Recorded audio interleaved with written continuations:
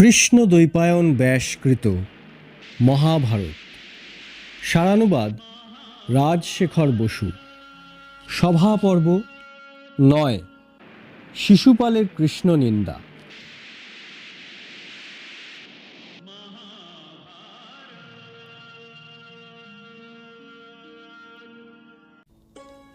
শিশুপাল বললেন, যুধিষ্ঠির, এখানে মহামহিম রাজারা উপস্থিত থাকতে কৃষ্ণ রাজার যোগ্য পুজো পেতে পারেন না।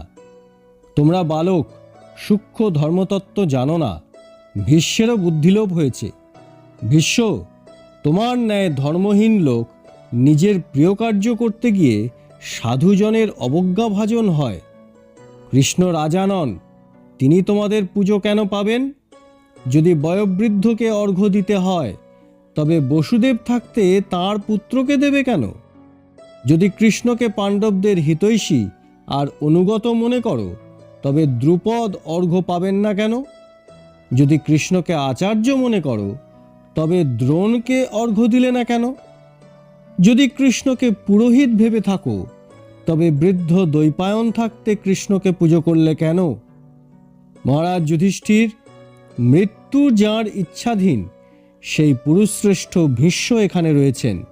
সর্বশাস্ত্র বিশারদ বীর অশ্বত্থামা, রাজেন্দ্র দুর্যোধন, ভরতকুলের আচার্য কৃপ, তোমার পিতা পাণ্ডুর ন্যায় গুণবান মহাবল ভীষ্মক, মদ্রাধীপ শল্য এবং যমদগ্নের প্রিয় শিষ্য বহুযুদ্ধজয়ী মহারথ কর্ণও এখানে আছেন।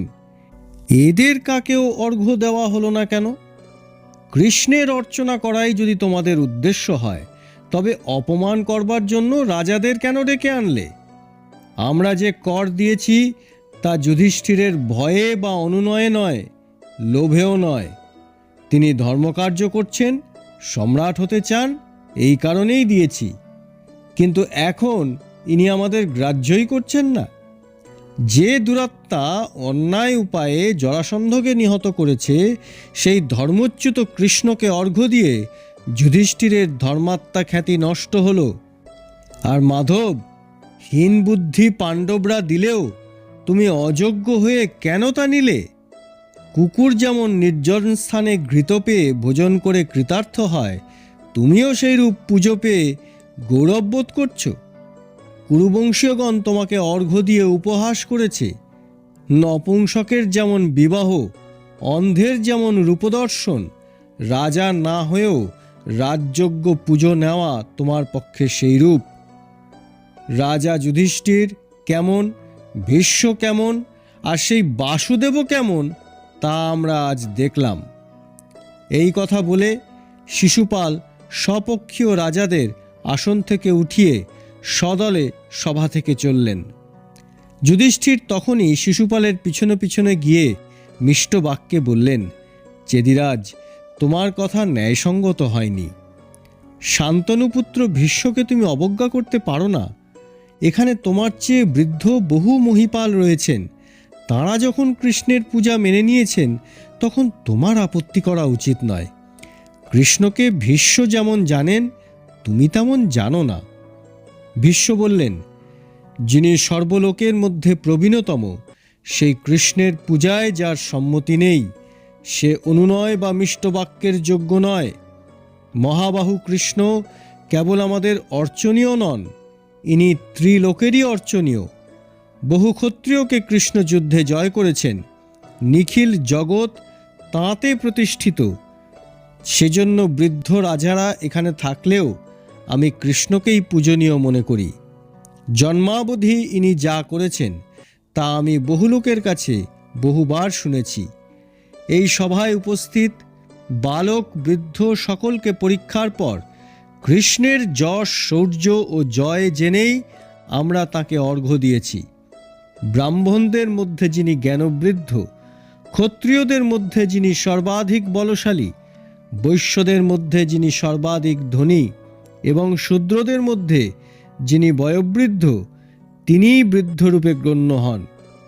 দুই কারণে গোবিন্দ সকলের পূজ্য: বেদ বেদাঙ্গের জ্ঞান এবং অমিত বিক্রম।